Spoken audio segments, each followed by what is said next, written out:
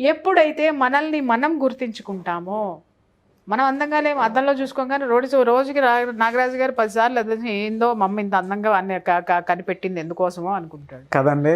కదా. ఎందుకు ఇలా అదే ఎందుకు ఇలా, అదే నేను అడుగుతా, ఎందుకు ఇలా కంటబ్బా వీళ్ళమ్మ రోజుకి 10 సార్లు ఎపిసోడ్ చేయకుండా అద్దంలో చూసుకుంటున్నాడని నేను బాధపడ్డా. అంత ప్రేమించేసుకుంటాడు నాగరాజు తన. ఓకే, ఇంకా ప్రియా చౌదరి ఉందనుకోండి, నేను చెప్పాను కదా ఏముందంటే ఈరోజు నేను ఒక ఎపిసోడ్ చేస్తున్నాను అంటే ఇన్ని లక్షల మంది నన్ను చూస్తున్నారు అంటే నా ఆహార్యాన్ని నేను ఏ విధంగా ప్రజెంట్ చేయాలి, కట్టుకునే చీర దగ్గర నుంచి, పెట్టుకునే బొట్టు దగ్గర నుంచి, కూర్చునే యాటిట్యూడ్ దగ్గర నుంచి ఎవ్రీథింగ్ నన్ను నేను ఎలా ప్రజెంట్ చేసుకోవాలి అనేటటువంటి దాని మీద నేను చూపించేటటువంటి శ్రద్ధ ఏదైతే ఉంటుందో నన్ను నేను ప్రేమించుకోవటం. అర్థమైందండి.